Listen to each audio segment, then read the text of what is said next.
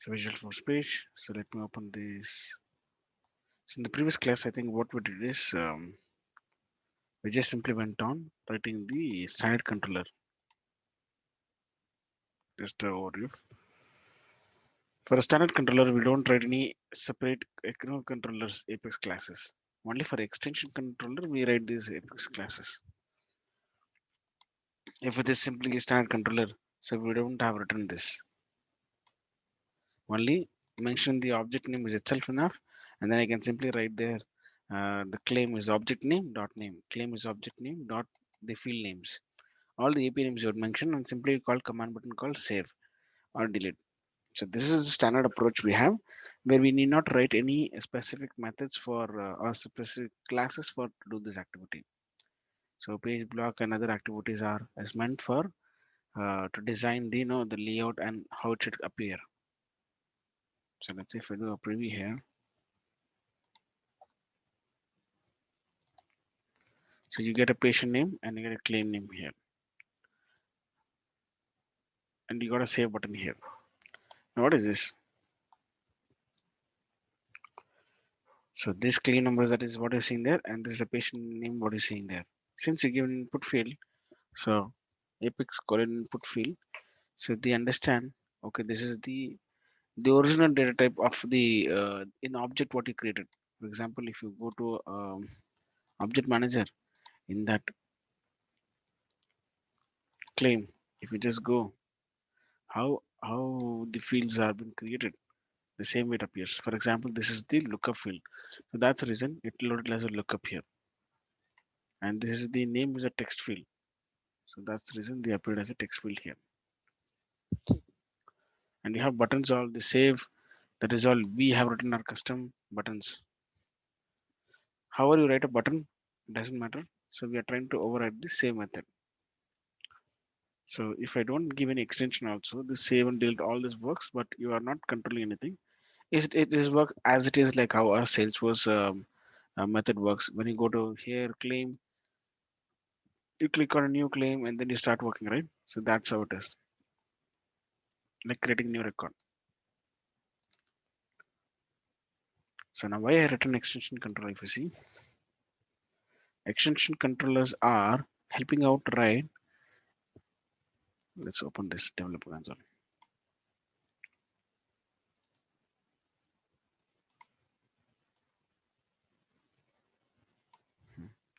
So yesterday we wrote an extension controller. What we did is, so we take the one argument parameters.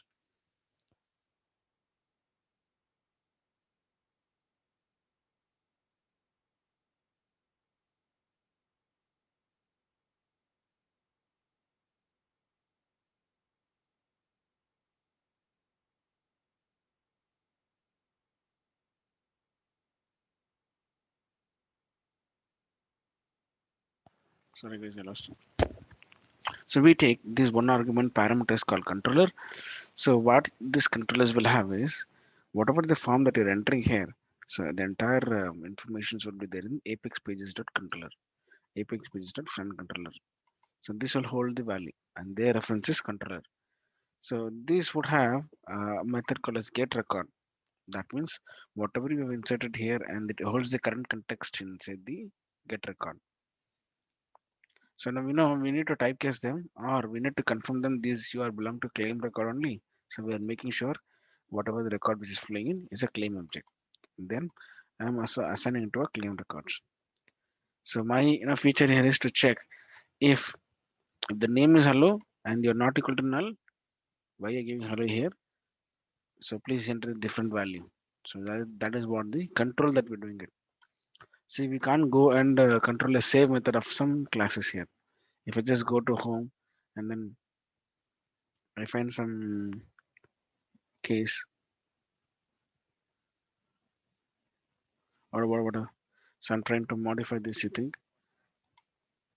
So if I try to modify and save something, I don't have control of saving this.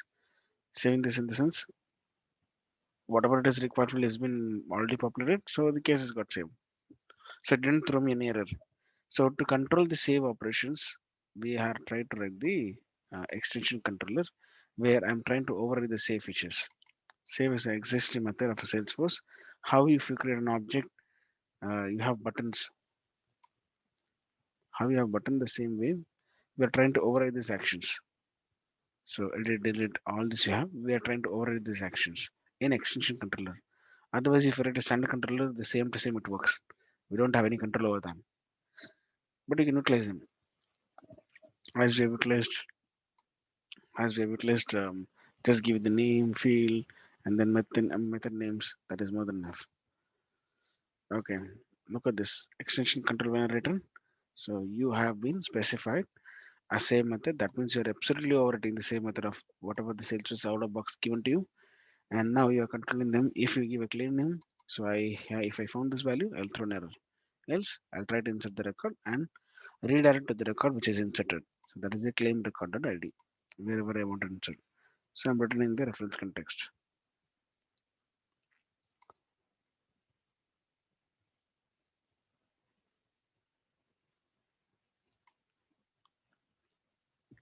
Look at this. If I just give hello and then choose,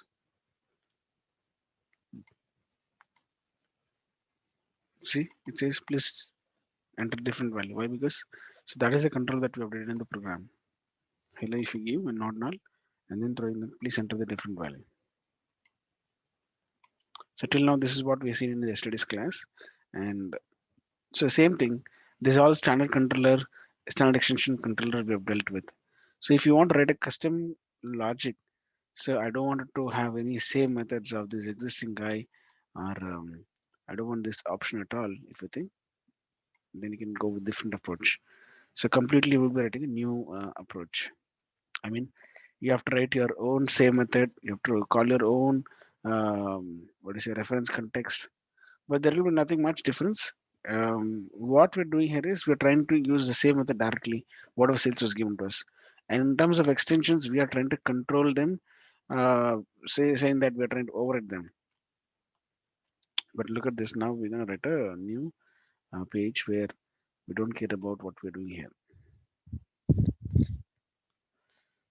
Of course, let's use the logic which is written here. We'll try to override them. Same thing, same.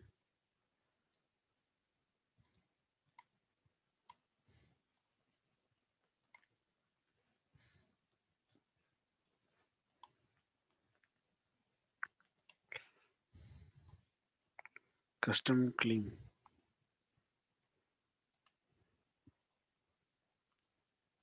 So in this, I don't give any controllers. Look at this controller. So now we have to write our custom logic here in terms of representing what you require, which class is required. So absolutely have to create a new class in that case. So I'm saying custom clean controller.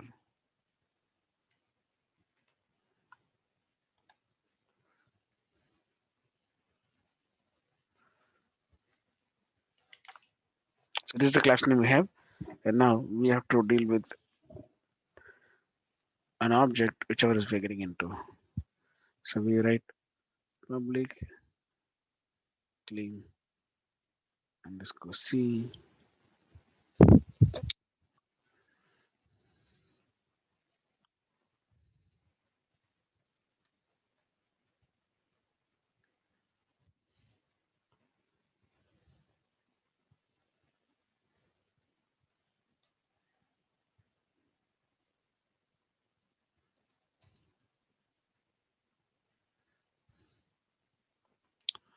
Okay, let's write get set. So why we're doing this is, so this help outs in if I'm having a record, so this will hold a value, and then later on then we can use them for a save operations. So why exactly we have to write the get set is in a visual first page, something there to set, something there to pass, we need to use get set. Get means read and set means write. So get means what I'm saying is whatever the value is entered in the claim record, try to get them and set the value into the operation where we wanted to save it. Set the operation wherever you want to save it. Like for example, account A is equal to new account. A dot name is equal to some value you're going to send it, right? That is basically setting it. Now wherever the value which is coming in, so they are trying to get the value. How you value assign it here. In a way back if you all think a single record also. See, so this is all read operation. This is what's get you can say, and this is what you're assigning the value. You can say set. Basically, values whichever is flowing in is all get, and the values which is about to set to a record to save the insert something like this. You're doing to with the value which has came in, and you're trying to set the value to the respective fields. So this is what get should be same. Likewise, in the VF pages, we have to have operation of value is here. So value is here. We are setting the value. Hey Abdul Kalam, and then claim number, whatever name. So this is you are like setting the value and then setting it down. So wherever the reference is there, like say controller I said, so they are trying to get the record. So even there also they mentioned, you see, get record they're saying it. So they are trying to read the what you have said there. So they are trying to read this and then assigning to the respective record. So whatever is coming is also a claim, and whatever is the respective you are also having claim. So that way, so you have get this record and set it to claim. Now this claim you are playing with is whether this having value or to have insert, whatever you're playing with this. So this is a custom control we have. So in this directly we can get in and simply say if you don't want to get out of the public page reference, we can still use the same.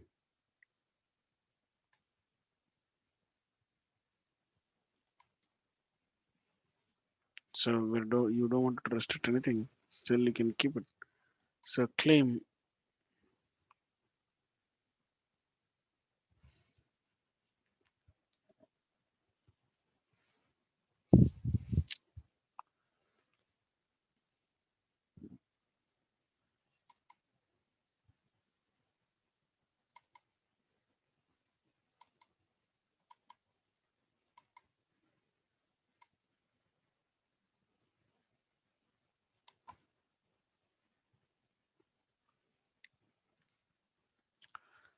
Now we have written a custom controller, but we didn't use any standard approach of dealing. So look at the change differences. So this time I'm not using the context. This time I'm not using the context to get the get record and then play with this. Absolutely, I've eliminated that option.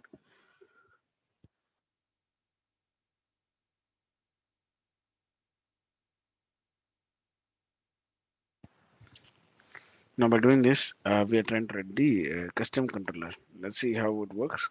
So what will go wrong? Let's see. Controller claim.name, claim.patients. So we have a save only. So there's no delete operations method. Hmm.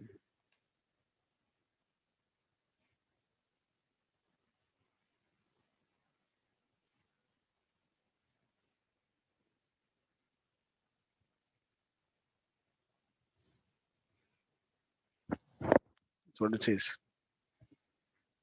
Get claim. So when you talk about a claim, so we don't have a method called as get claim.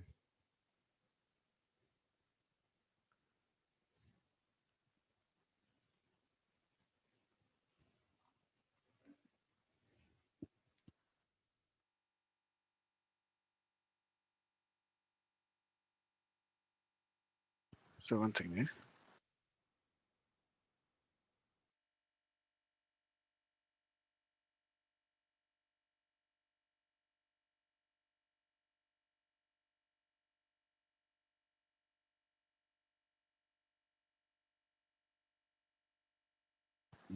Come back.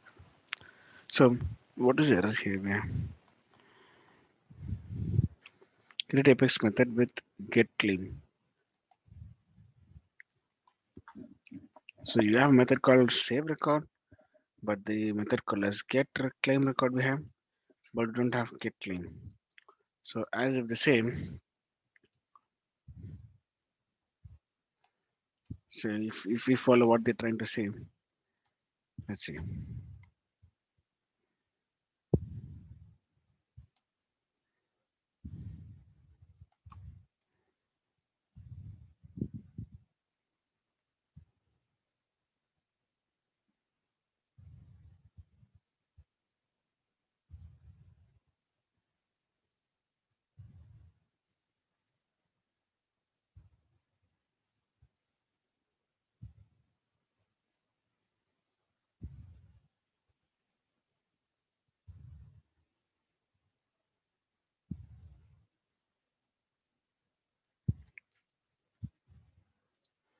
Is that?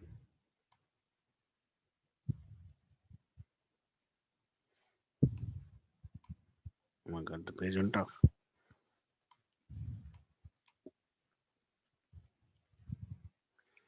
We can create from here also, no problem. So go to Visual first page. So you say custom control, no, custom claim. So I'm gonna create from here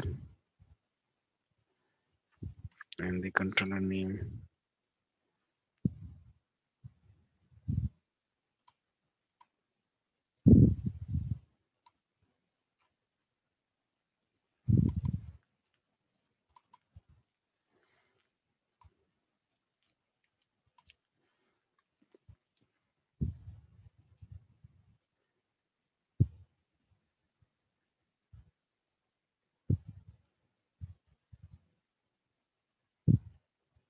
Okay, all right. So now what we have to do is we have to, I think we have to rewrite few things.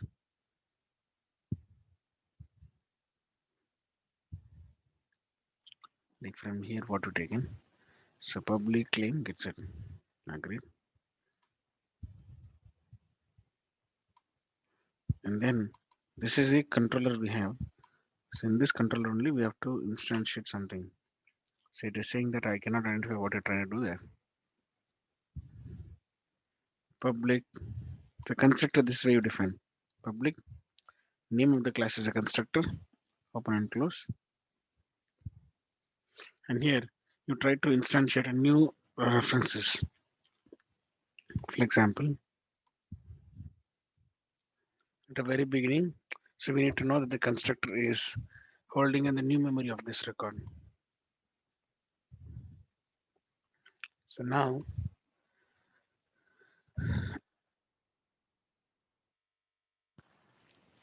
so it created some memory for us. And then now, so we are trying to check whether this guy is empty or not. And then if it is not empty, so then we're trying to go to inside this record. So let's see this.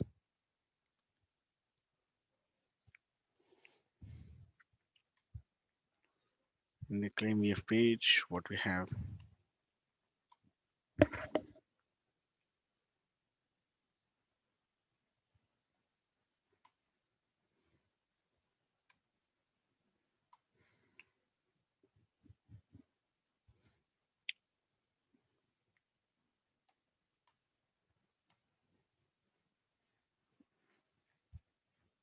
If it throws error, then what is error? Then let's see. Unknown property.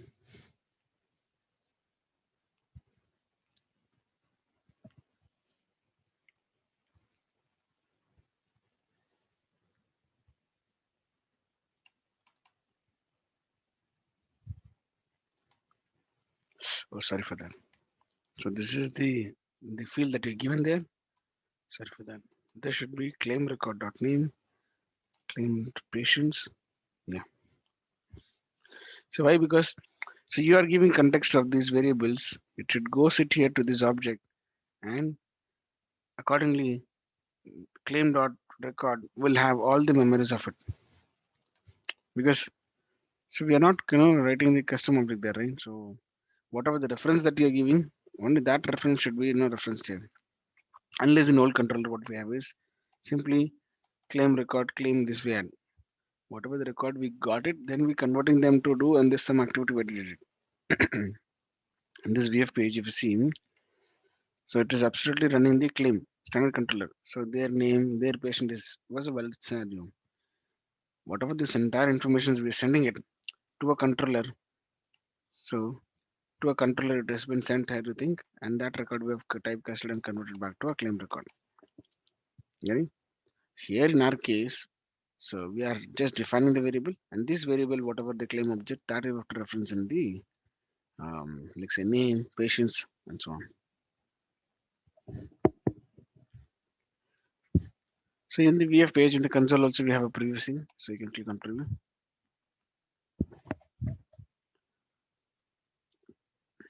Look at this, the UI of the custom page and then standard page out. The color has got changed. See, It is working actually. The moment I click on a save record, it says, please and you must enter a value, I'm saying. And basically I'm saying that you cannot be not null. And one more thing is we are throwing an exception saying that you have to enter the error. Sorry, enter the value. So I'm just choosing a blue column. So here if I say hello, please choose a different value. Okay. Custom.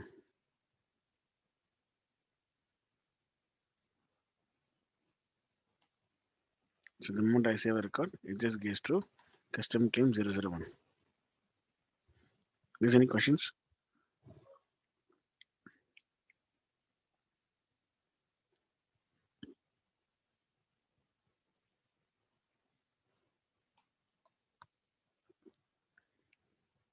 So we just compared with the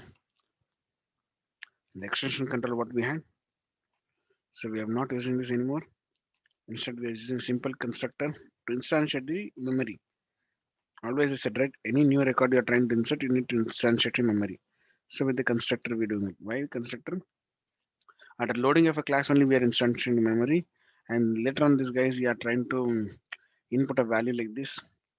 So the all would be stored in the this particular claim record, and then again, we are trying to have a same method, our own same method, so to save whether this method is existing or not.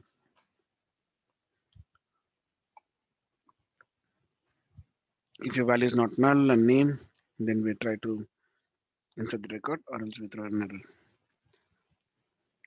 Any questions here, guys?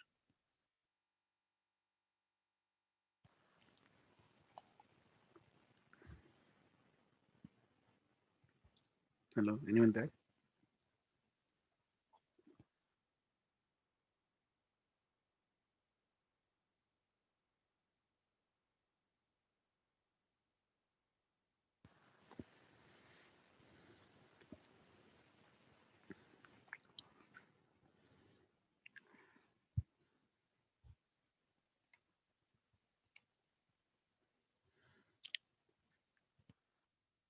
Hey, Kumar Raj, Naresh, anyone there?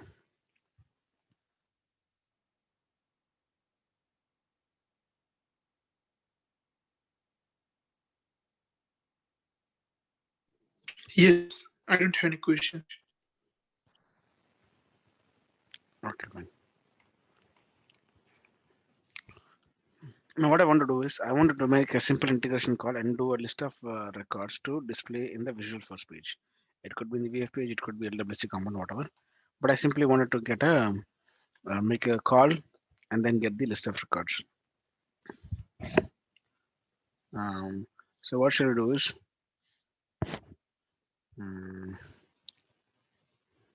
sample um, rest.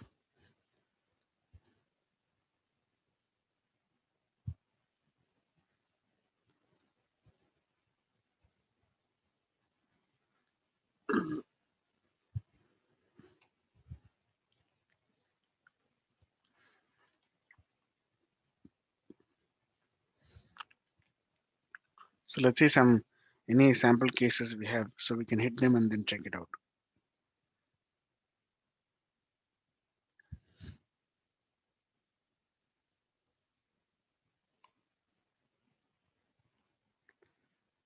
Mhm. So while we're doing the integrations, what you have is we have a get, post, put, and delete. So again, HTTP request, what should be either get means what you're trying to read the value again. Post means you're trying to post the informations. Let's say you're trying to create here. Get is read, post is write, and put is it's a combination of get and post. It's called upsert. In Salesforce also we have insert, delete, update, and then we also have upsert operation. So wherever you cannot do a delete operation, sorry, update operation, we will try to do insert. Where it is already a record is inserted, you need to override the value of whatever newly came in. You want to update, you can do upsert.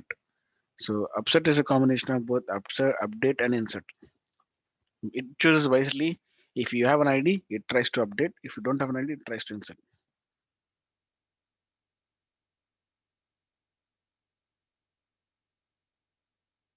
So what do you mean by if I say an ID? So the record which is flowing in, you are trying in this form, it is absolutely new record. Okay? So no ID in this record. It is about to go for a new record. So then it goes for insert. What if it is already an existing record you open and then you try to modify? So then you're trying to update the record. So there I can give upset operations. Either this guy can do insert or update. So based on your context, it will run through what should I choose. Same way, in REST service also we have something called as put that will try to do an existing record. If it's there, it will try to update, or any new record is there, it will try to insert. Delete is the same way like how we try to delete from respective URL. Yeah, you can test the any input services from the postman also. If you have a postman,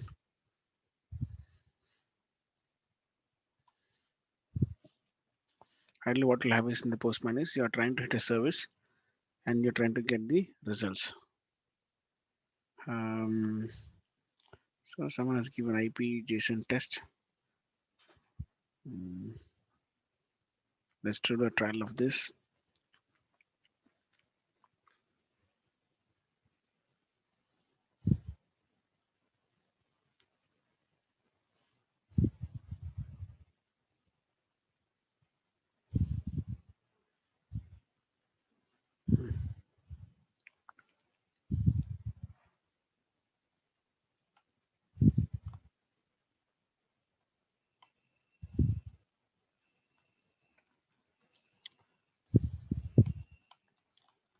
So we will try to go get this and see what is happening. Enter the URL in the text box. So let me copy this URL.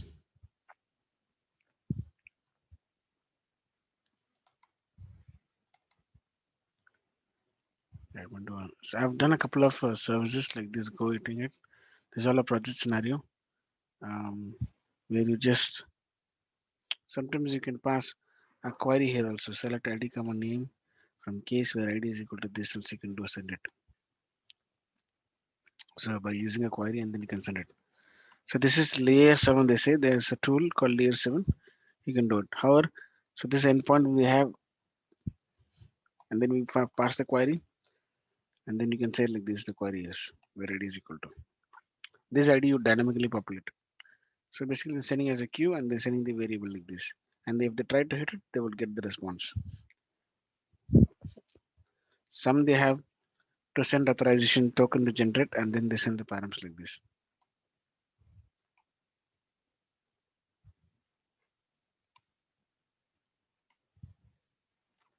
See, whenever you hit, see, for example, something like uh, a method that you hit in terms of post, you are trying to send the subject description, record type, supplied name, all this information to a post method.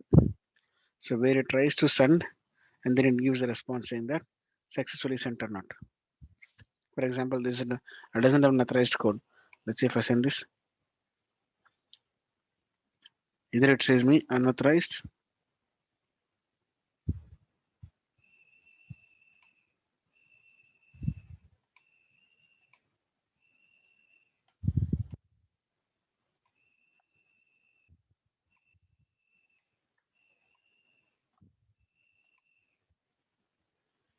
it says unauthenticated issue.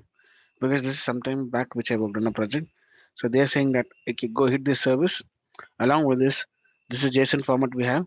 Try to send all the field values so that I will be able to save a record. So this they are trying to save a record in some other manner. So this is a post option we have. Okay, let's focus on to the R area where I'm just simply trying to get a simple example which you're trying to do. So JSON test something these guys are saying. Let's do a simple test. Launch the app advanced, whatever. So once instance, okay.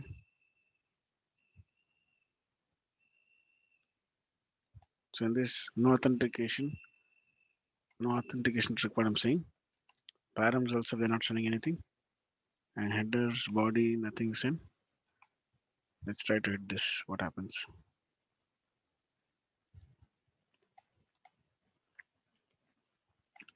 ipjsontest.com. The moment you try to hit the service, they are trying to send you IP of that particular record, whatever.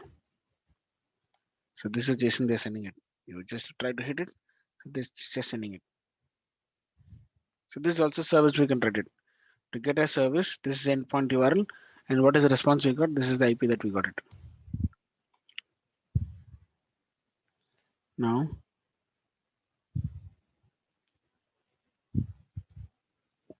you can do the same URL. You can do a post they're saying, and in the address settings you have to do the default address settings. They're doing it. Now property sites reports all.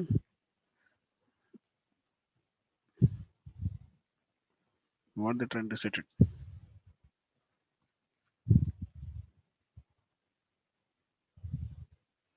So look at this IP which we got, and this guy is sending the new addresses to us. Anyway, no problem. So we don't want to do this activity because they are tracking the IP address. It's risky thing stuff.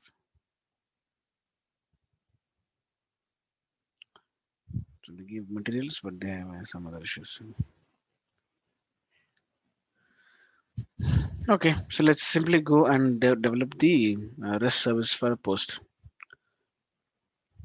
So public class, let this all be the same.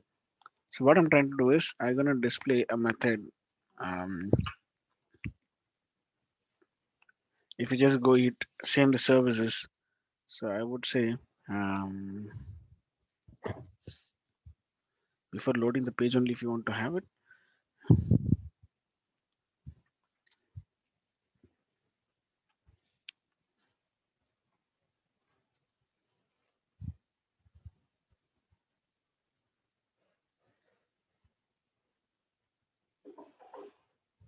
um,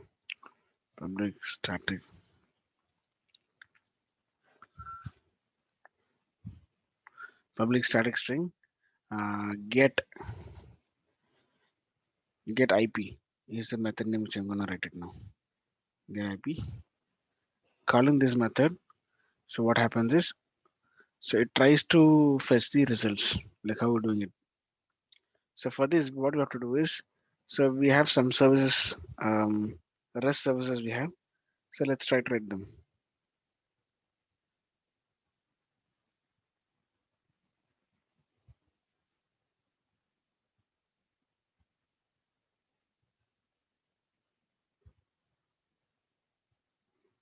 So where I'm trying to hit a service and try to get the results. So I'm not trying to expose a service. I'm trying to invoke a service. So invoke a service in the sense we are trying. Someone has been written the logic, and we are trying to, what do you say, use them.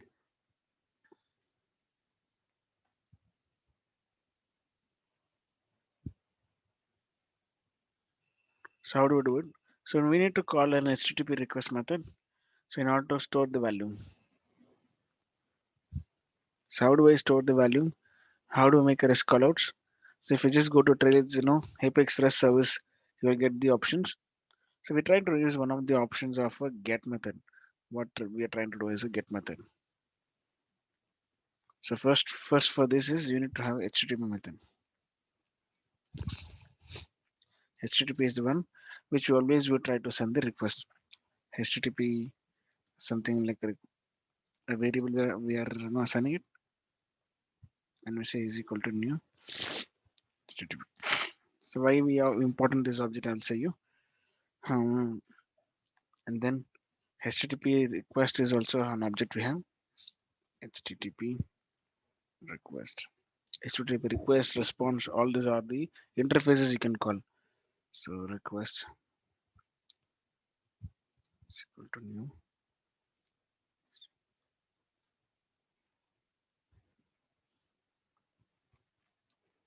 And then, so what you're trying to do it. So I wanted to send the endpoint request dot. See, these many things we have. So get endpoint now. I'm trying to set an endpoint. Where to which particular endpoint I have to hit it. Set endpoint. So why we want to do an endpoint? Because this is where the values I'm just sending it out. I can either directly say it as This is endpoint. Sorry.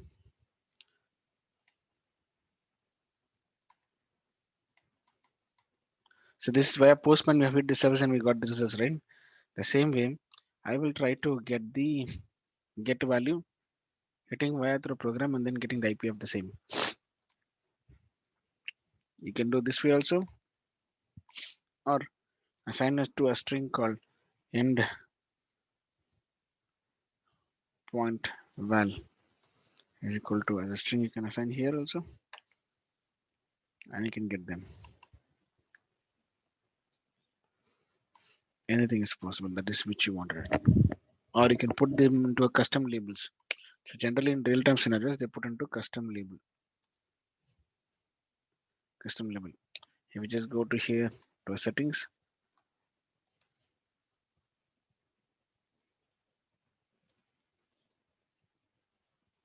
just go to settings. You do create a new label, and you say IP endpoint. You can put that value here.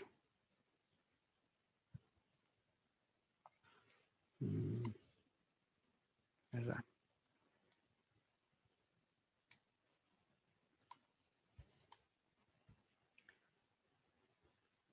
you can save it. This IP endpoint. Okay.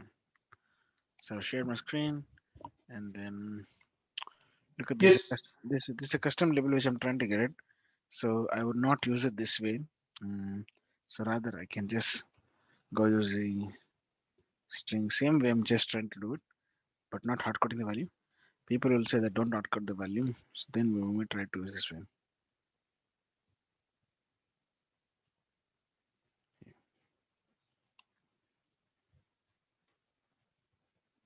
So label dot you can reference that particular field name, whatever you have done. So the label dot IP endpoint, whatever the custom label that you've given, inside that we have value, we can do it that way. Because tomorrow if it deploys to production and this IP values changes, so you can come directly and modify the value here. It will reference wherever you reference to the programs. So that way you need not to come to the class, you can only not to modify the value. You guys getting? See advantage of changing the endpoint at UI. In future set something changes, you can go change that directly. So that will reference. Anyway, this is a reference, right? So you need not to come to this class at all. Just change there, it's enough. Okay. So now what I'm trying to do is mm,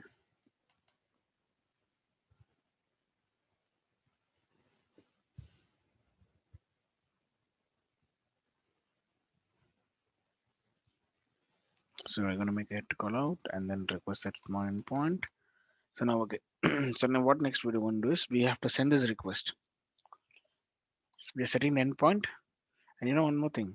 So whatever the endpoint you're setting it before it goes out of the Salesforce, we have to go to Salesforce and say that boss.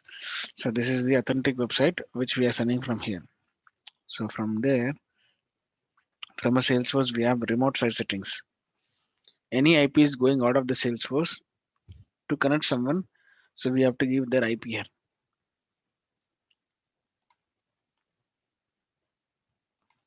So you can say JSON test. This is a URL we have. We have to give it. What do you mean by this? So you are trying to set the remote site settings. Without this, an error would appear. Without this, an error would appear. So we'll see that also. But ideally, I wanted to have a success scenario here. So let me first do this. So with the remote site settings, you have to configure them. So we'll put that also here in the developer class.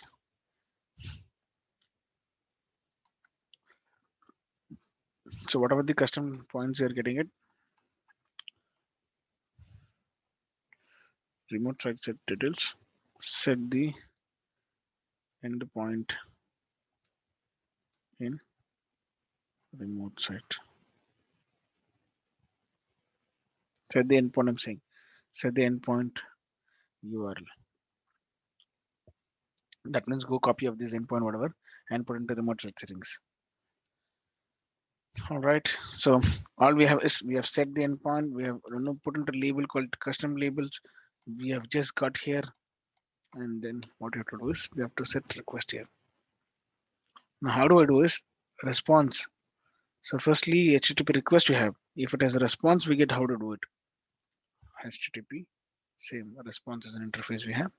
That stores the response value. It is not to be a response here as the same thing you can give. You can give result, you can give res, whatever it you want.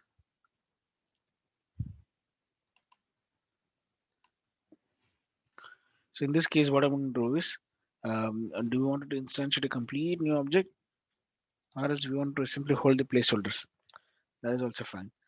HTTP response res is equals to, I've used this HTTP request, right?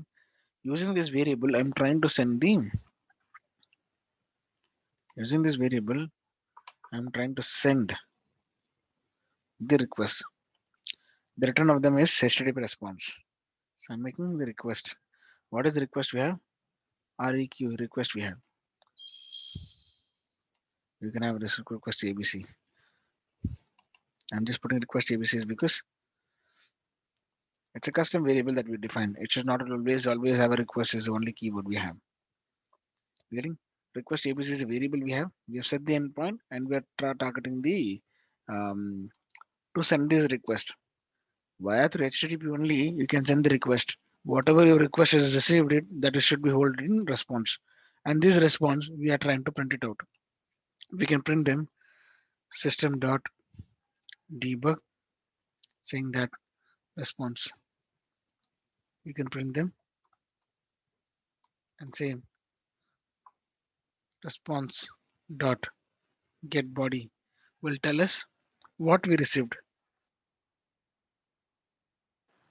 Response dot get body will tell us what is the results we received.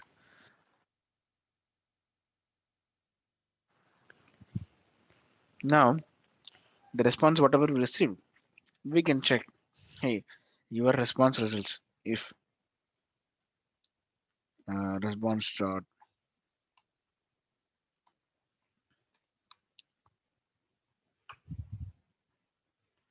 if get status code is double equal to 200, then set me a value. If response dot 200, then I can say return.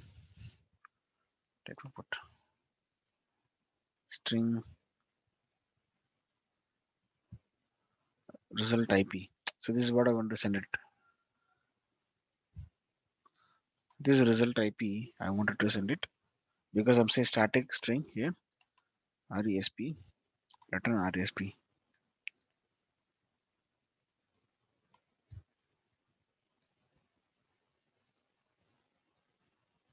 What it says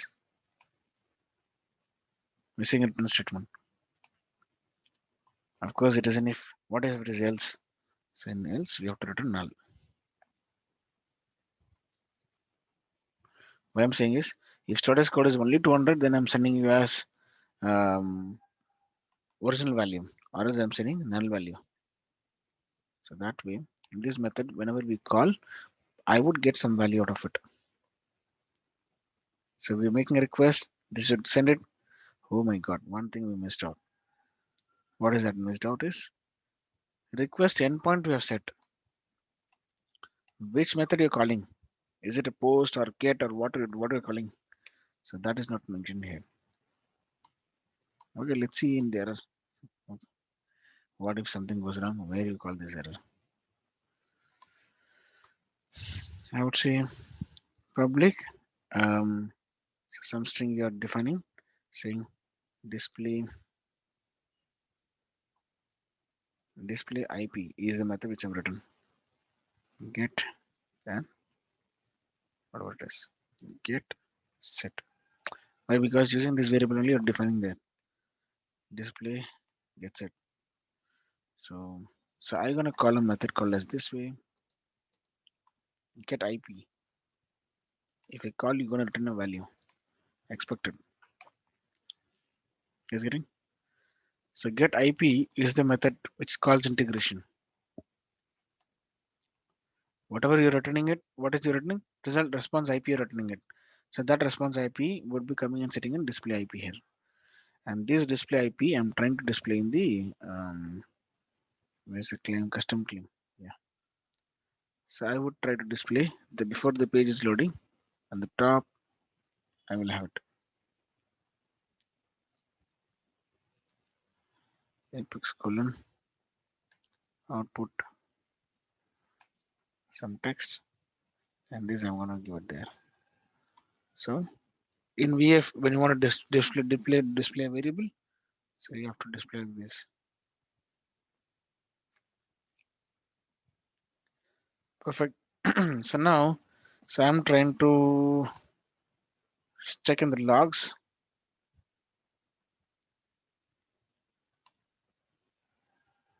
Clear log panel, and I'm opening the custom claims. Right? Where's the page? Mm, Preview is the page which I'm trying to. Method cannot be unexpected. Organized development is not as notified.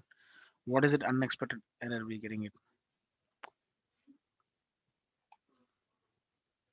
So come to developer console and check.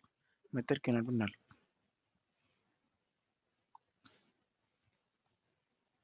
So where's that method cannot be null? So we getting a called exception. Why you say? Why it says method cannot be null? Because we didn't set any method called as get, put, post, whatever. Is getting? So you may have endpoint, you can do whatever you want, but the method itself is null. So I said you whichever the method that you call, so they should have a methods. With endpoint, what you can do with even in the postman also we have set the get here. Without the method, how the do go? So you should put dot set. Did you see this set method? So in this method, you need to mention that yes, you are passing, you are dealing with get. So that way, a request should always go with a point and which method. Only then we'll get to know which type of operations that you're dealing with. Is getting? So now it's a get method. Again, we'll come back. Hmm.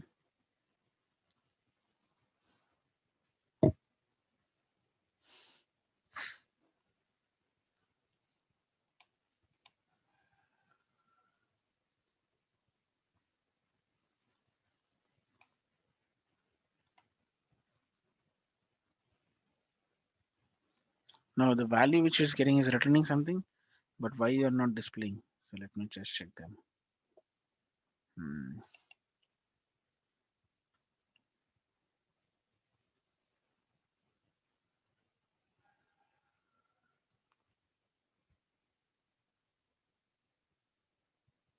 So endpoint results status to undercode response is okay. RES response variable we are displaying this in the line number 32. Response.getBody we have printed no. Response.getBody is printing this IP. Then what else? This dot display IP null.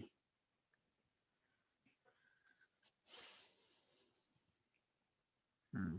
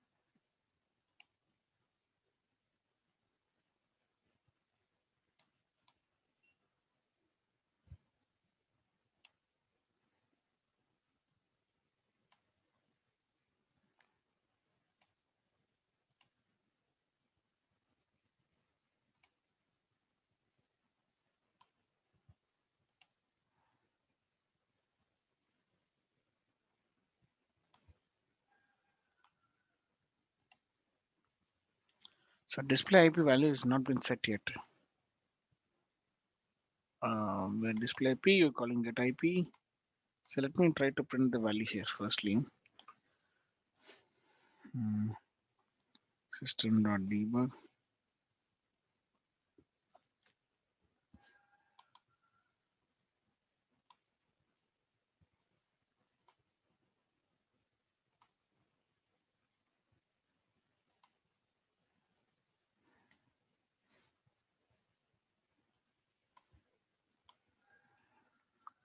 So when you're trying to print this value display IP, are you trying to print something here? Because the moment I call, you're calling this method, this returns some value, and you add it to here. That whether you're displaying it or not, I would just want to check it. So let me clear and refresh this page. This is the page which you're dealing with.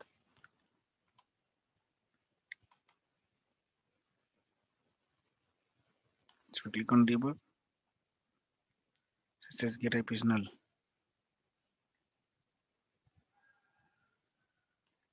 Why?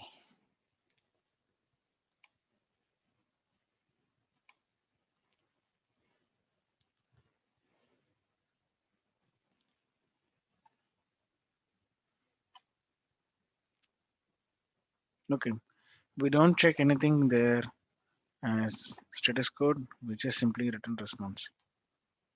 Oh shit, this is a big time full thing we have to do. I just returned the RSP. Where did I assign the RSP value? That's a problem. RSIP here, right? RSIP is equal to whatever the response dot get body we result we got it. So we didn't assign this at all. Then what I can expect is getting assign the value, assign the value to RSIP. Only then I can return the same. If they are 200, so they are returning RSP fine. But there's no assignment happened, so that's the reason they're not printing anything. Now, this method, whatever you call, it'll go there and associate the value to IP display IP, then we'll try to display there.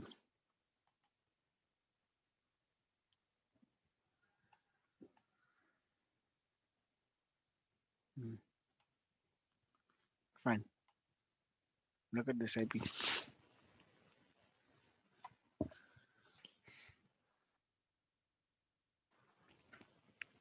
Just getting? So this we made an integration call and we're trying to display the results here in the page. So that means the moment you log into an IP, so log into the page, it displays on the top, this is your IP.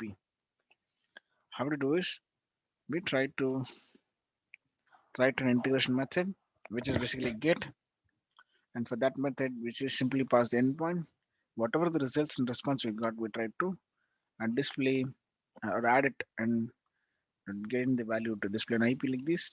And this display IP we are referenced in the VF page. So if this could be, contextual in a proper way.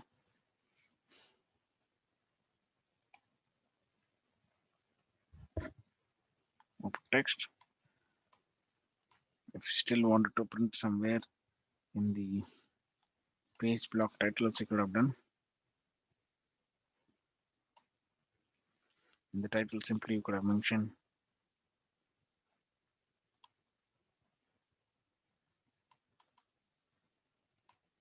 display IP. This also could have been.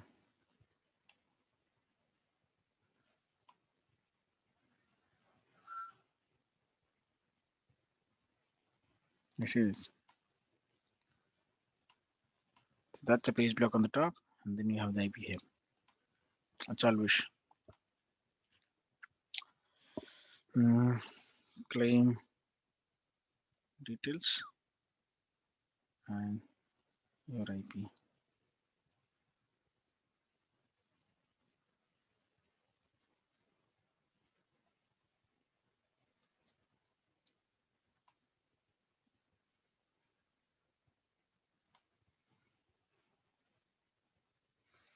So this is how your form is saying. With the help of your IP, we are trying to fill out the form. So whatever they could be. So, but this is the integration results. We got it and we're displaying it here. So likewise, we'll try to open up what is this? Sample JSON request get. But if you go to trailer results, you'll get a lot of them. I'll open the trailage for the web services.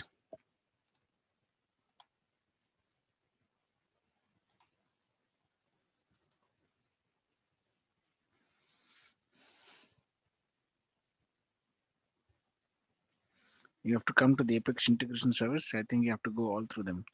So you just get integration overview and you get Apex REST callout here. In the Apex REST callouts, so they talk about how do you make an HTTP callout. So now today what we did is from Salesforce, we tried to make a request and it went to some third party and then JSON IP thing. From there we got a response saying this is an IP and we displayed in Salesforce.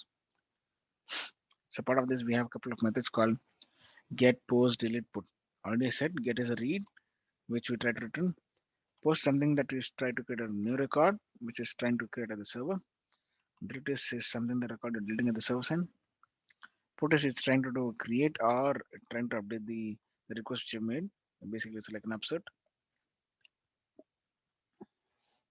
How do you get a data from the external service? So so firstly you have to do look at this. See guys, you want to test something. If you do you can always go and test this service. How? By just simply copy cache, then go to your developer console, control E,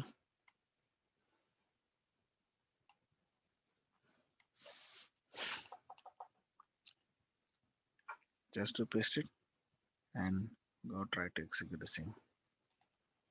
It may throw an error because saying it is unauthorized endpoint, because everywhere when you try to type it, it says an endpoint is required, right? So no, setting the remote set setting is very important. So go to remote set settings and then go click new and say animals. So here you gave the animals site. Now do the same. Execute, you get some return. So now first before that getting. So what we're trying to do is we're trying to hit a request, setting the endpoint, get response, just getting it. And you also can check whether the code is 200. So it's best practice to check the code is 200. So now what they're doing is, so they are trying to deserialize the value which we got. See response.body, we may get a big JSON, and they are trying to deserialize and putting into a string and object. And again, so they wanted to get something results like, hey, if animals results dot get whatever the results is a map, right? It contains key and a value. If you say that key animals, if you have, and get me the result of object for animals, I don't know how many list of animals you'd get it. And those are object you are trying to receive it to animals. Then you are putting into for loop object animal. Animals is a list of records we have, and then what one each and one you're going to send over, and then you're going to print it. So why is object animal if you same? Because the result which we're getting it is it will have surely animals. That's the reason we are trying to get individual records of this. So now since we made a request and then we got deserialized and then we stored. See, restrict following animals. So these are the 4 animals we got it. Now, if you try to print what are the results, basically we'll have, if I don't pass animals, if I just simply pass the, if I try to just simply print the JSON dot results, what it will be there, let's see. So I don't want it to get into a specific animal mode. I want to simply print the system dot debug of what response you're getting it. Hmm.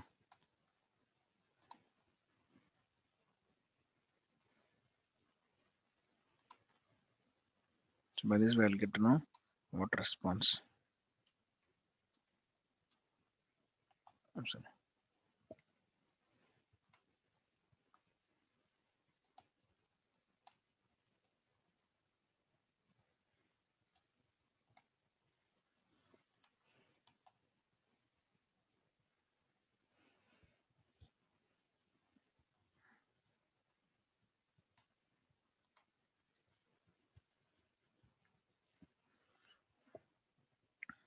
So then debug. in the response also they're sending simply animals, and then they're getting the majestic badger, fluffy. This is how it is. So this, look at this guys. This is the key, and this is the object which is they're referring. If I pass the key, I get the object. And when I get an object, so they are majestic badger, fluffy, scary bear, and chicken. Four things we have inside this. So now I wanted to retrieve these into a list. So that's the reason they have converted flatly into deserialized way. So they're getting all this into an object type, because we don't know whether you're getting it as a string, or you're getting something else. We don't know. So best thing is to hold an object. Already I said you, if you don't know what is the written type of a data type which you're getting in, best to store them into an object. So we know that the string which is coming in, we treating them as an object. So string comma object. String is animals we think, because that's a key, and the right side whatever we have associated to that is an object we think.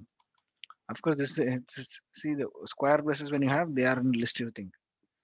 So when I say get animals, of course your result of that particular side is an object, where it's a list actually. Square braces you have. So results dot, whatever the results dot get you do, you typecast them back to object, and then you associate to list of object animals. That's it. All the animals records went in sit here. So now you're putting a for loops and you're testing it out. This is object animal. It could be A, B, whatever it is. So it works. Animals is the list of type you have. Object reference A that you're trying to print it here. Because each have a bulk of records. Each one record goes inside here, and then you're trying to print it here. So JSON, deserialize, serialize. We have a couple of methods in JSON classes. So watch individual classes that is doing. So that is all you have to explore on this. So why we have say JSON dot response body? A bunch of record we're getting it. I want to deserialize. I don't want to make anything. Your string, your date, your boolean. I don't want to worry about those guys. So I'm saying deserialize untyped. We don't care about what type of you are. And then putting the values into a map. Automatically the values will go and sit into a string and object, because we have a combination of key value. Key is animal and the value is the object. So then thereafter drilling down. So this is an example of what trailer is giving. Can you check anytime here? Now again, same thing when you wanted to send the data, how to do it. So we put a set method called as post, and then if you require, you can give a content type, which application, I mean, you're sending as a JSON format, you should mention it here, which type you're sending the JSON. So that you're putting here. So request.set body. So this is the body which you are sending for name, a mighty mouse. So for only 4 animals you had. Now I'm sending the fourth one or fifth one, I'm sending it to you. Basically, there's a post method which I have. I'm setting the body. I always said to you guys, set means what you're trying to write it. Get means what you are trying to receive it. Set method, why they're using it. Setting the method, this respective as a post, and we're sending the body of this. Anything, the same request, HTTP, response, sending the same HTTP requests. All these are same. It doesn't change. So they are the generic thing. Only you are changing based on the method is put or get or post. Absolutely simple. So HTTP is the variable what we have, send is the method we have, and the request is what we're sending the request that we're sending it here. The post response what we give it, we just hold it here, and then we check the code or whatever, and we try to say that whether this got inserted there or not. This is as simple. Is of course you can execute this also. Control C. So you can directly execute and check all of them in developer console. Make sure the remote site settings you have given or not.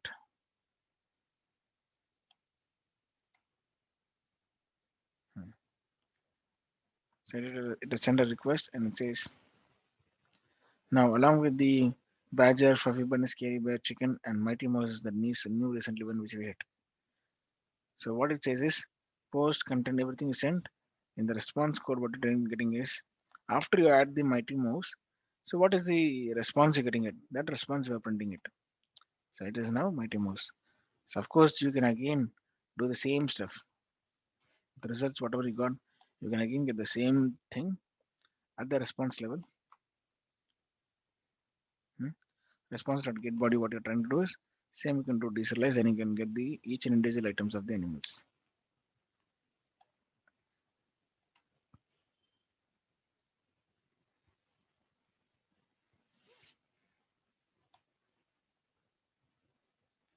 Okay. So this is the animal switch there, a result of added fifth one, and then we printed them into the for loops. So till now it was here chicken, and in the last statement we have added the mighty mouse. So like this, you can go test it out your services. How do you do it? All that you can do it. So get service is talking about how do you get response, make post according to say how to return a record. All this was there already in a part of the service. So go try to do an integrations of Apex service. So you'd get this idea how to deal with. So I'm just pasting here for integration, learning. So this is the best trailers we have.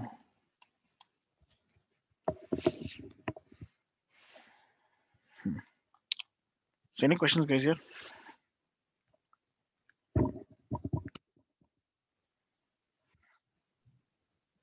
Okay. So go through them. So first, surely you need to know if someone asks you questions that, hey, what are the different types of methods you have worked on in the REST service? You can say, I worked on HTTP GET and POST. Now, if they ask you too many of questions like this, already dealing with the simple adding a value or getting a value. So have you dealt with the public, bulk record if you say. So you have to go advance and check it out how to call REST calls for a bulk record. So then your asynchronous, synchronous, what is that? So you have to just get the combination of asynchronous plus REST. I don't know whether these guys will have asynchronous plus REST. Asynchronous with REST call.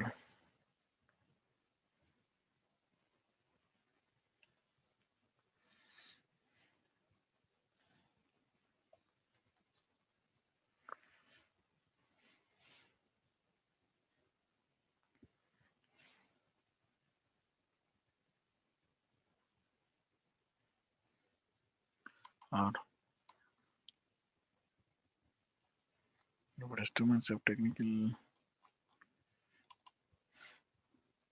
let's say, batch Apex with REST call service.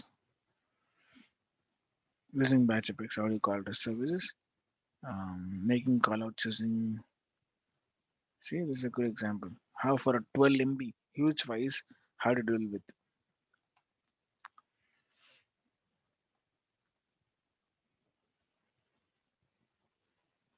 Mm. So we talked about data query locator, right? So query locator, how do they are using it?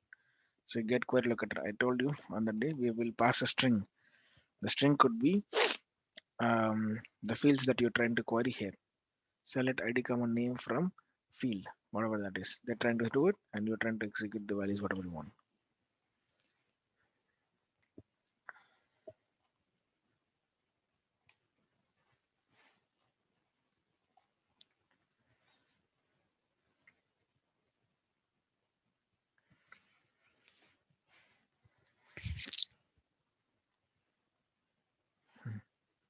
Not a good example.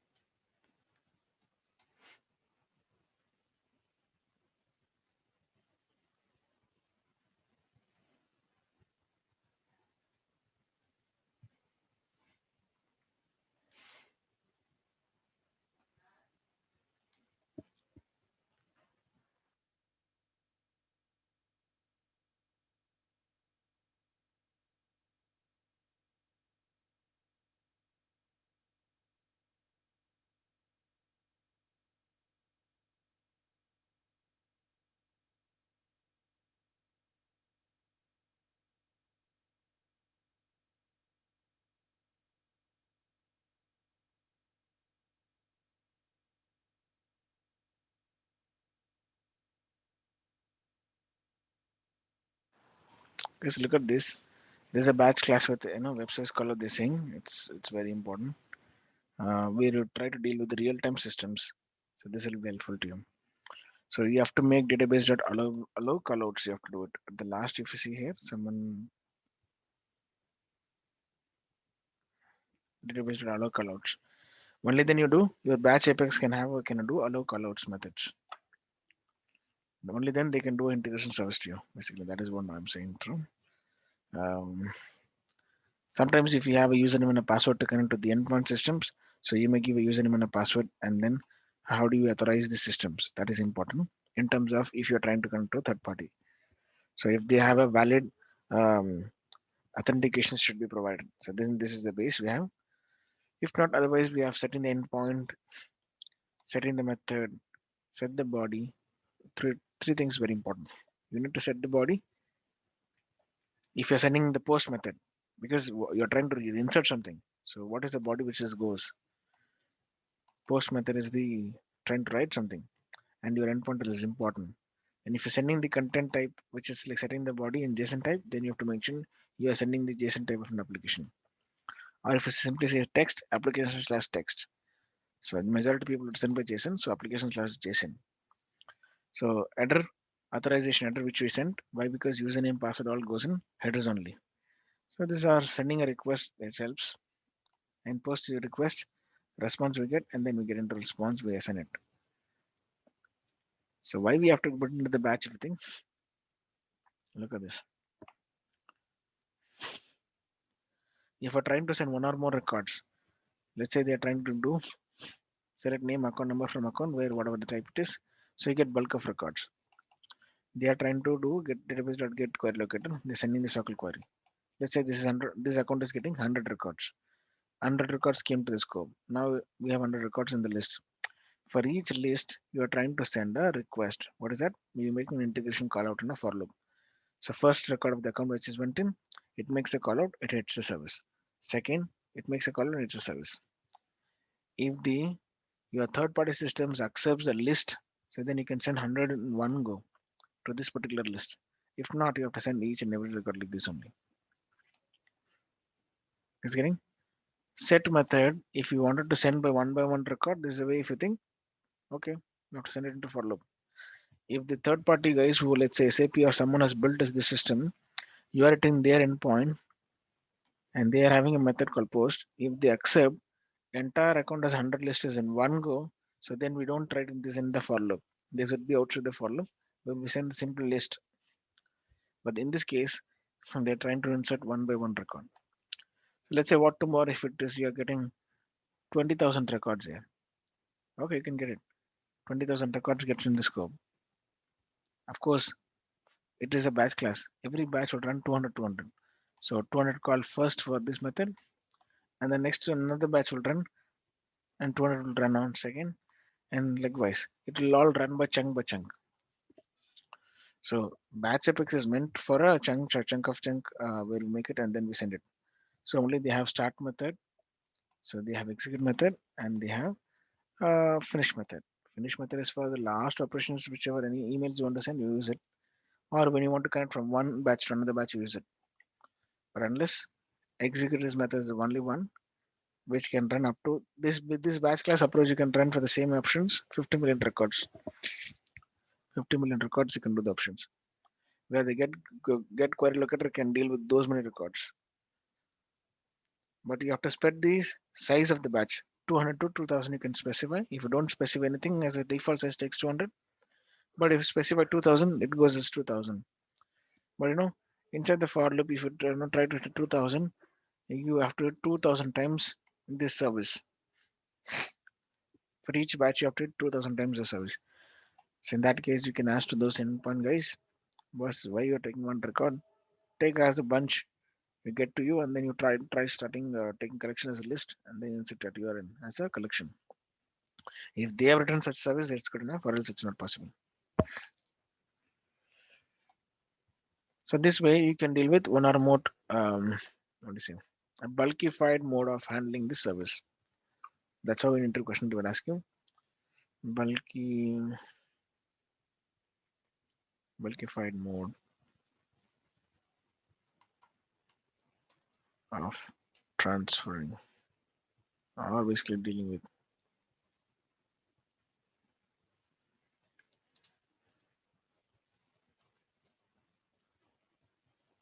This is assigning jobs you have to use it. Like batch class, whatever, batch class, Cubal Apex, all this you can call. Even feature methods also you can call. All this what we're doing is we're trying to call them call out. Call out is helpful for when you're trying to connect from one system to another system. And if you're making a simple get or maybe making as a post, it's all up to you. So just go through this integration trailers and don't know the example what this was its small set to this. Many of so I just came up with the Lightning Basics web components.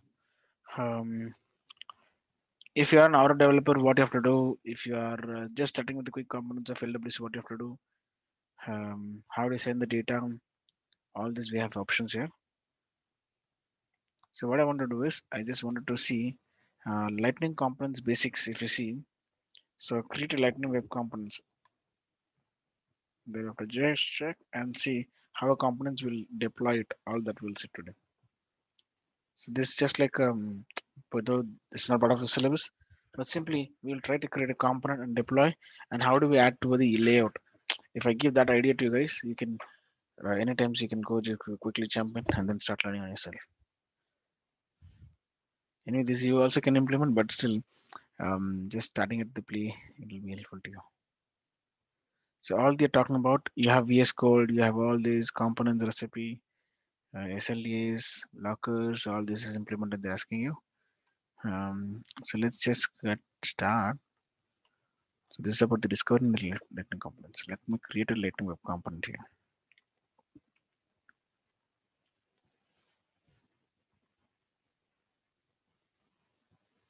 So let's try to create a Lightning web component. So a few components are directly available for us.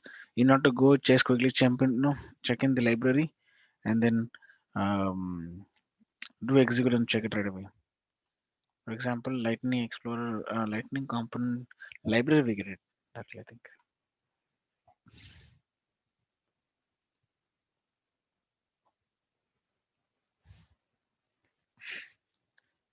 In the LWC library. So they try to execute a context right away and show you.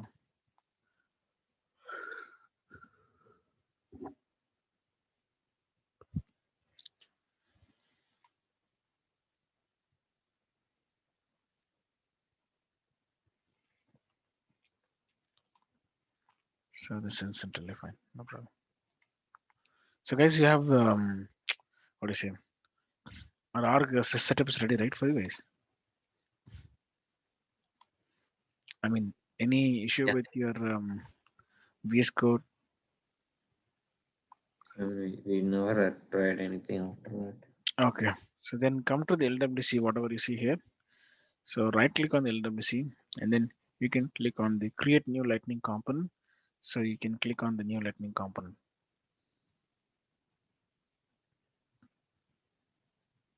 So if you have time, quickly we can do it.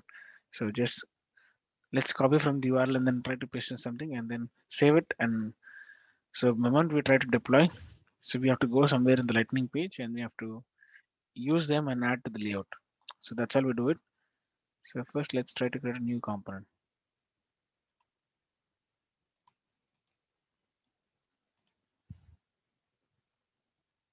Didn't ask me any question.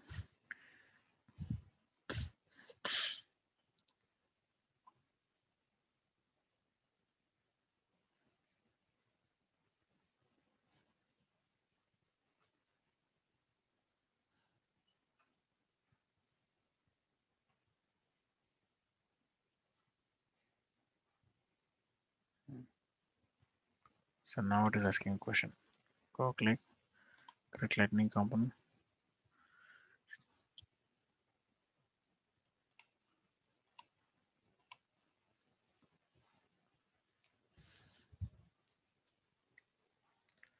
I think it's running slow. Enter the desired file name and press enter. So I just say could be account LWC, something like this I want to create. I'm just clicking on the account LWC.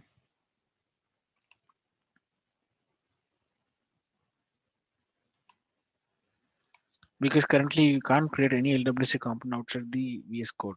The VS Code is the only source where we can try to create the components, LWC components.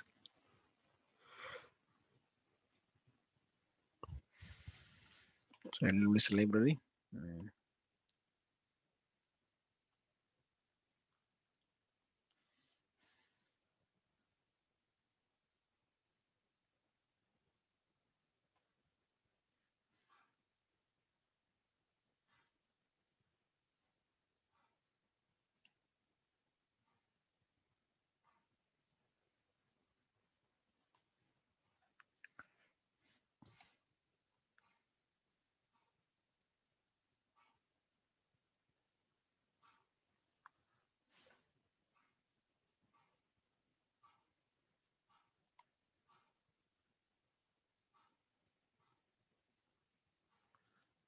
Okay, let's get it to the playground where you see components. Okay, already we got it here.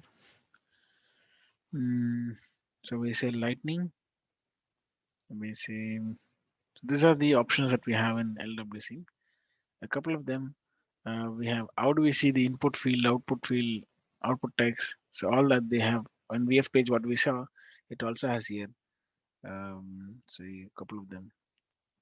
Trade, trigger, navigation.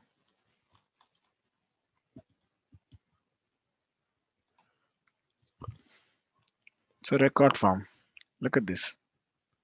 So lightning record edit form, lightning record view form, lightning record form. So this basically record is a form which tries to, if I say simply an account object, for an account object I can do edit, view, and read only. What are the three options I can do it? In the layout wise, you wanted to have a full layout or a compact layout you want, you can choose them. So basically, you can have a lightning colon record form. If you pass a record ID here, you'll get the that particular layout. You could see it. For example, record ID, you just pass something XYZ, an object name as an account, and then load type is full. I mean, how you want the UI to be full or compact, simple one. All the menu mentioned here, it will be like the way it will appear here. So if you say layout is equal to compact, it will be like compact layout. Compact layout, when you get this, when you want it to work in mobile, it will restructure. If I say full, how a Salesforce Studio UI will have full, so that it appears. So that is what we're talking about as a component library. If you want to edit a record, so basically you have to say that, hey, I'm gonna edit a record using the see mode. You have right edit. View means it's a read. Read only means you're not trying to modify anything. So again, you can wish to just see onto the edit create record, all we can do it. But just read only means you have to mention simply read only here.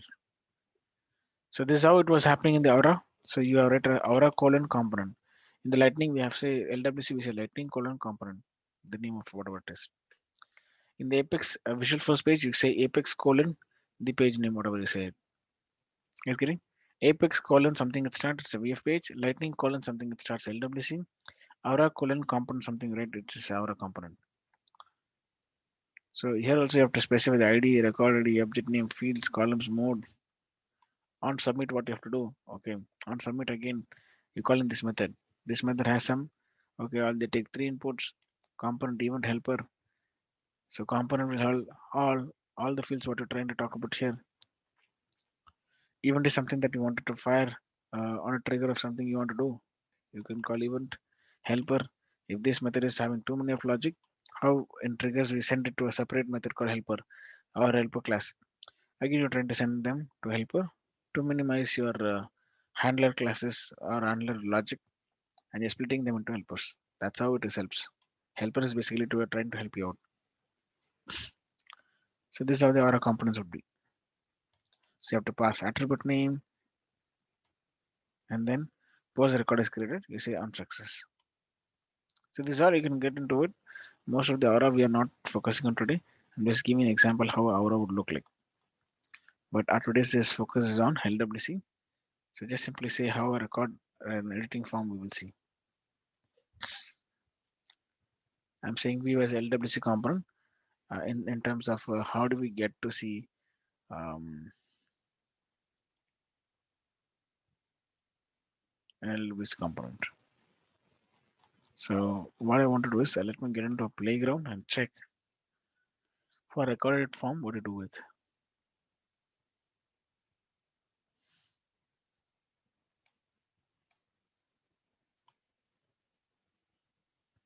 So where you want to create. So force colon app colon LWC directory I've given it. So account LWC is the file name which I given. So now they are in the progress of creating the file for us. So let it happen. So this is how the playground stuff would be there. Same thing like a template we have LWC here.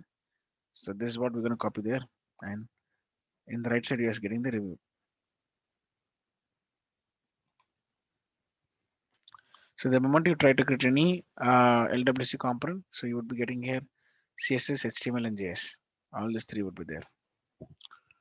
So in the template, you say if true, show if you say I will show these features, or else I'll not show. So show features is somewhere they are trying to enable it.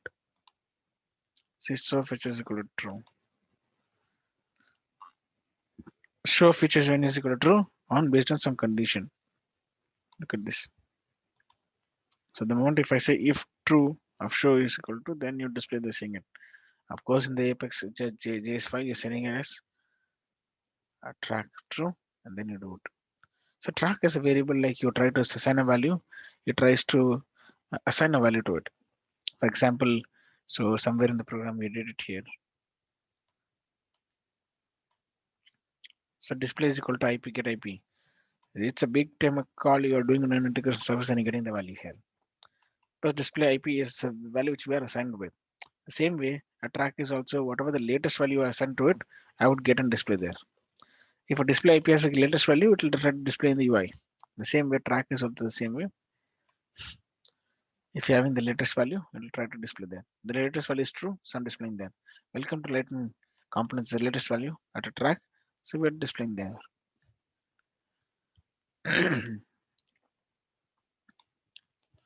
Perfect.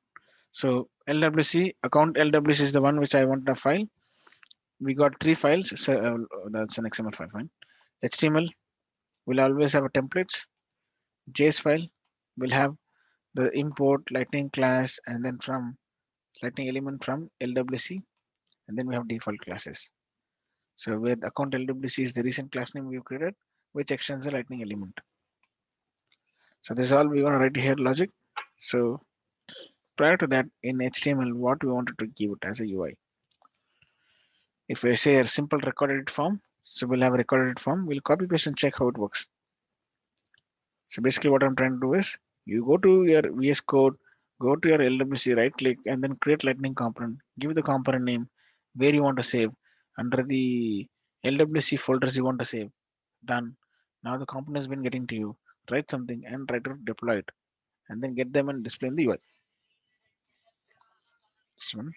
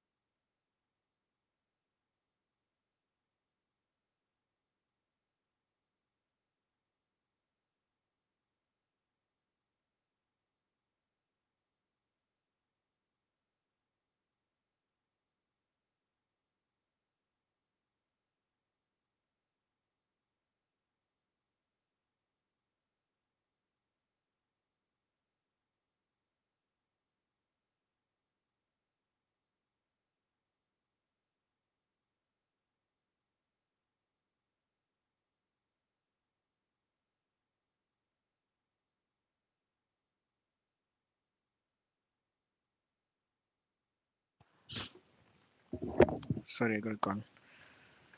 So this is the component that we're getting as a template, and what we do is here. Let's go back to playground, and we can check.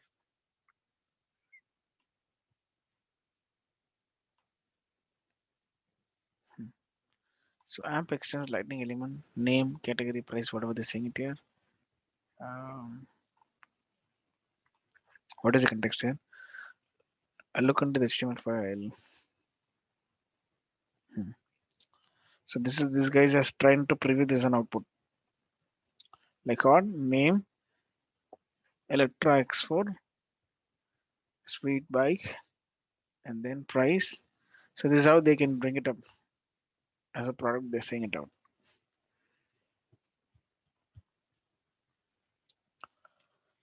So where this is a custom layout, it could be because you're trying to build onto your own UI table, and then you can get it this way. But what I was doing is onto the LWC model, where we try to do an account activity, where you try to have an account form to insert, then how do you deal with. So for this in the playground library, so they just given a sample example. Um, so before that, you can come back to our documentation. So in the lightning recorded form, a simple snippet if you have. This is more than enough lightning recorded form.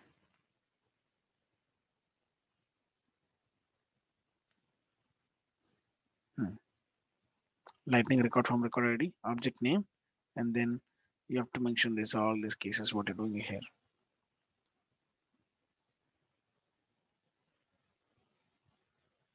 So this could be a creating a record. So let's try to use this lightning form. In the template, I'm gonna copy this. Where I say lightning record, object name, API name. Object API name is a dynamic, fields are dynamic, handle success all dynamic. So why do I want to press it object API name? I will try to place directly into an account object. So from there we get to know which object you're respectively choosing it.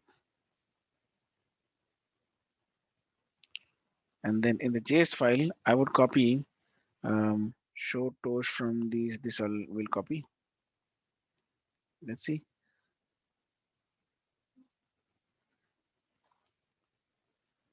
I think system is getting slow because of VS Code is running. So I'm gonna save this. In my JS file, what I'm gonna do is import lightning element from LWC. That's the statement we have and the name of the file we have. Lightning element comma API. That means I may use API as a reference also. So I have to give lightning element comma API. I can go give track. So whatever you use it, you just need to mention here or comma wire. For methods, you write wire adapters. So we don't use that. So we just give API from LWC.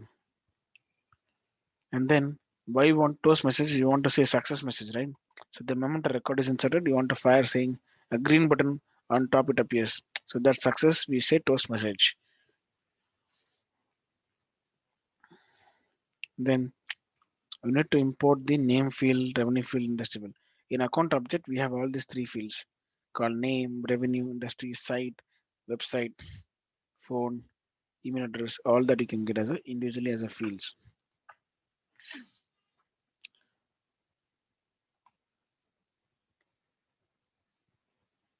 And this record from lightning element. So we're gonna give at the rate object API name. Yeah, the object name so object API name is account when the component is placed on account record. So this is how we're gonna paste it out. I'm gonna paste it out into the account layout only because by default it should directly take it as an account. If I don't want to mention as account, I can give contact here directly and I can do it. When you are not saying that this would be dynamic, we wanted to forcibly give it as a contact, then you're dealing with the contact. So here I'm gonna do it as account page since we're gonna place into the account page only. We're not specifying anything object name. But default, we're going to place into the account record page, so it will take account as default. We not to mention. Title account record is created from batch 32. Record ID is whatever the success ID we get it here, and we display it. We save it. So that way, we have simple LWC component on account record. See object name, fields, and handle success. That's all three we think we call it to create a record. And then we simply know which are the fields we wanted to move. We are doing it. Simply calling LWC and APIs, which APIs we have to fire it up. Why are we calling API? Because object API we are using it, that says an API is required here. And we know these are the fields, name field, revenue field, industry field. These are the fields which are passing. Why these fields are important? Because you are passing here. Fields are important. Object name you are passing there.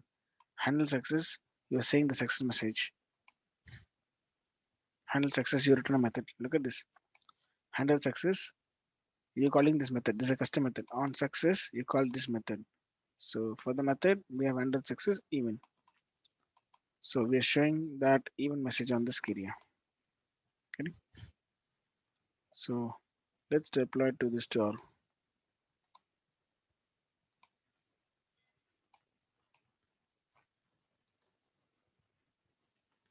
deploy this to our. So let me try to show and deploy and then quickly show you guys how it works.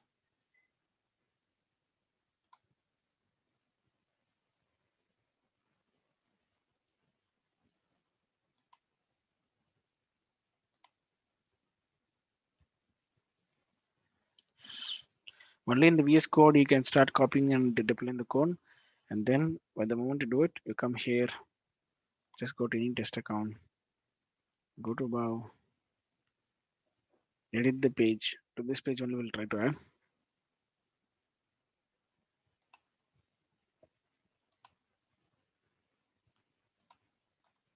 And if a custom component you created, so it'll come here, custom components name. If not, we have to wait for it. It's taking time to deploy.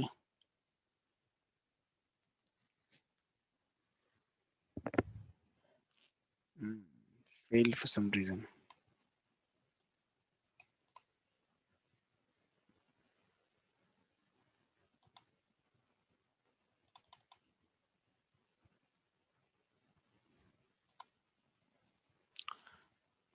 Sorry for this. This should be written as true.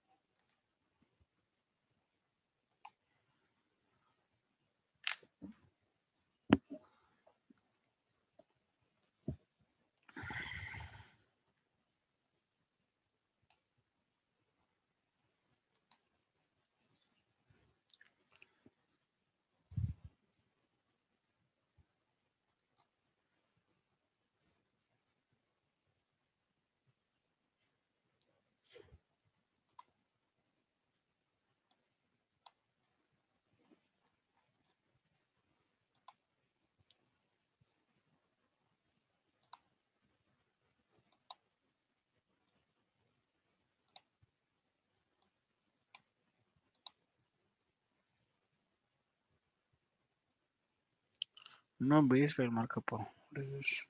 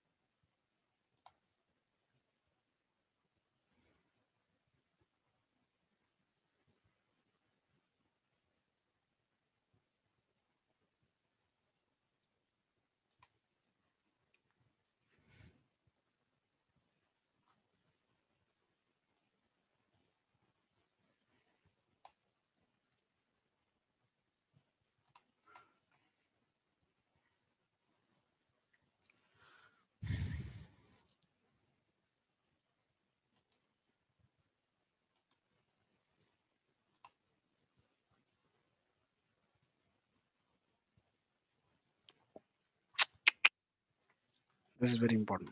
Sorry for this, guys. We need to mention the targets. We have to say that, hey, are you loading a tab page or record page or home page?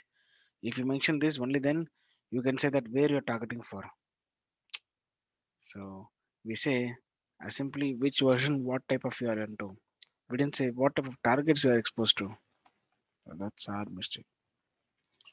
So the components which are loading or you're trying to upload to which particular area you wanted to display. In a record page, if I say I'm getting into record page of Lightning here, and I'm just went on to modify the edit page, and I'm getting hit here. Right? This is an account record page. Look at this.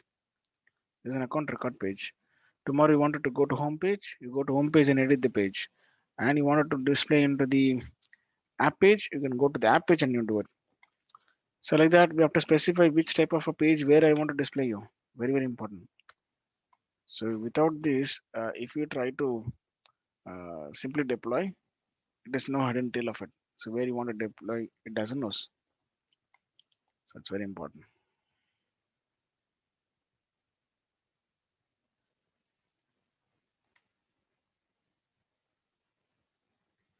So if you give all these three options, you can put this component anywhere of these three layouts. If you want to specify only record page, give it as only record page. Don't give it this. So you are giving flexible where you want to display.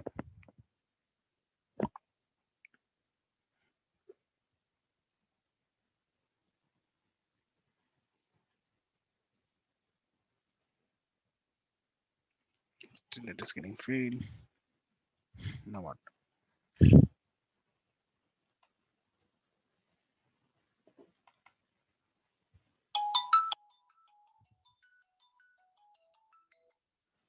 Amma.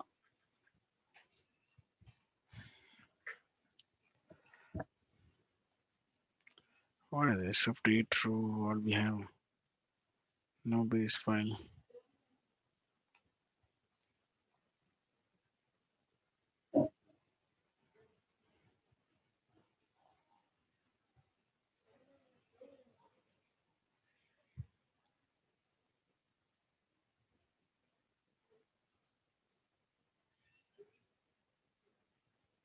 Mhm. So I created a small letter only. Account LWC. Mm.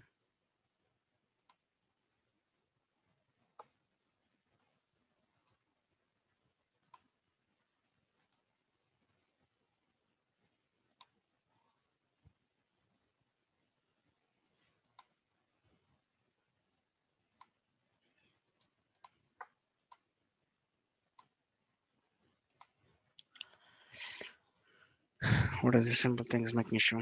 Markup C colon account. Oh, component name is ace caps here. Okay. Mm.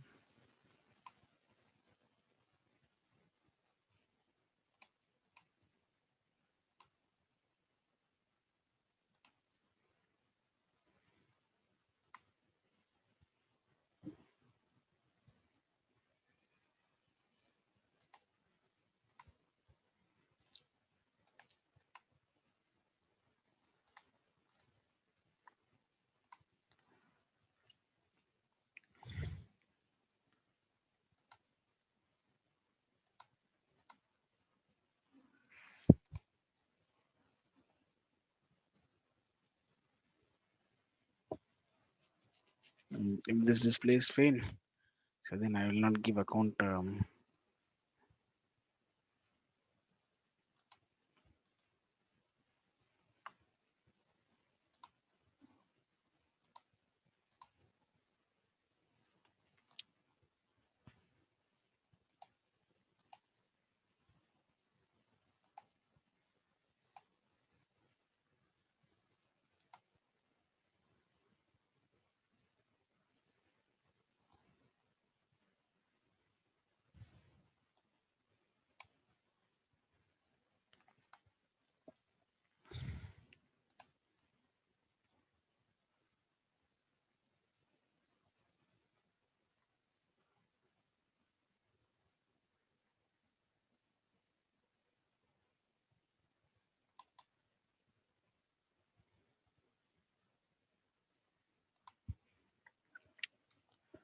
Okay, let me go create new lightning component. So I'll give account LWC. So I'm gonna choose for LWC. So here it is as simple as like how we are. Quickly, let me copy all of them. Template to this.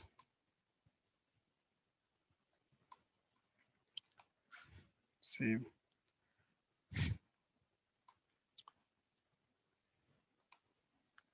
All is same, but except the class name.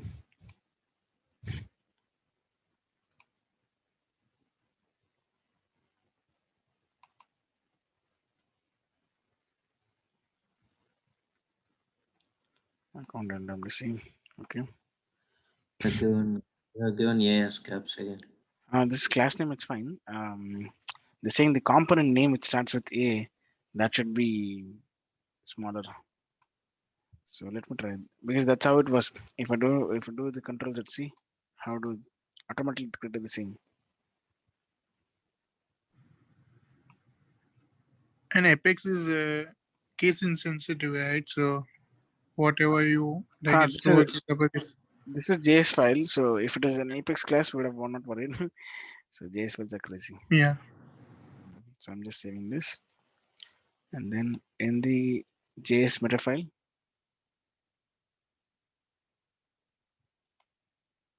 so we have to make this as true, and then we have to expose it as how we did it here. I want to simply copy this, not else except this. So come here and just simply expose it to true, and then I want to mention the targets. So deploy.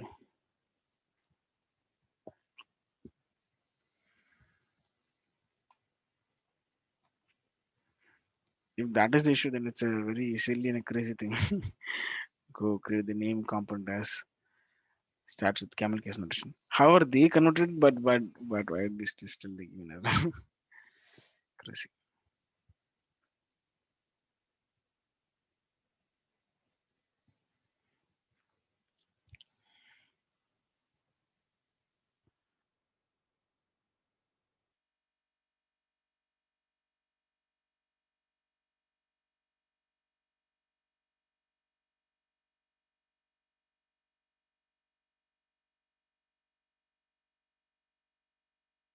Oh my god, this deployed now.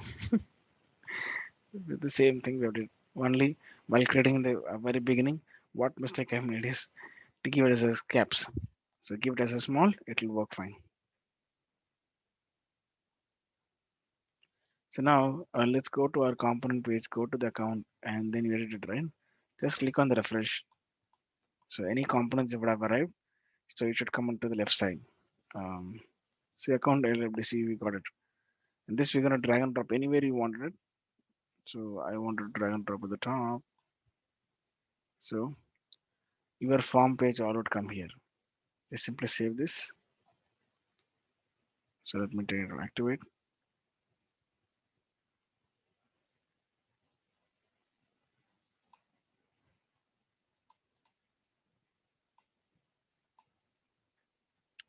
So I've saved it, and then let's come back to an account page.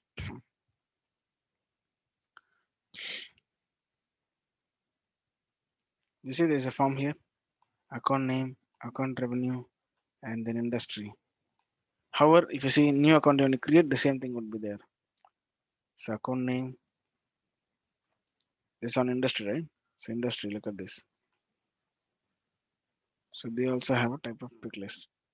This is industry. Chemicals, biotechnology all you have. Same thing here also, chemical, biotechnology all you have. So if I just give account name as, so by default, placing it on a record page, you'll get to know which object it is. If you're placing on app page or record page, please specify the object name by default which you are doing with. Because your app page or home page will not know you are dealing with the record page of an account. So you have to specify your object name in that case which you're dealing with. Which object name is specifying here. Since they are placing in the account on the account record page, so they are okay. We dynamically get to know that you are into that page. If your app page or home page, please specify the object API name here. It's account or contact, whichever the object you're working with. So now test LWC account.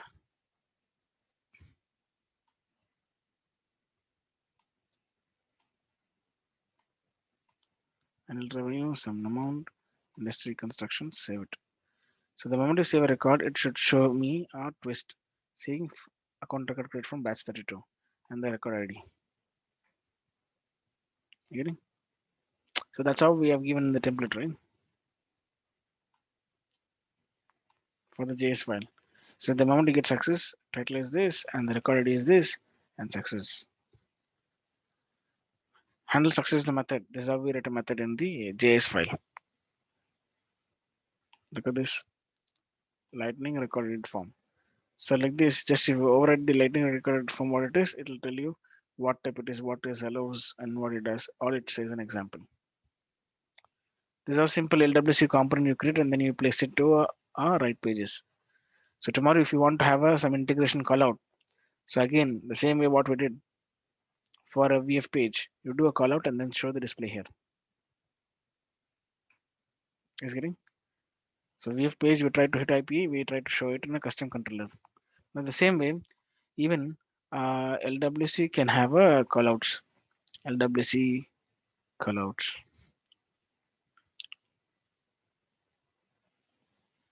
So LWC Apex callout if you see. So LWC with HTTP callouts, how do they do? And how do you print it? All they show you. Client side JS controller, how do you write? How do you make a call? And then how do you display? All these an example they give it to you.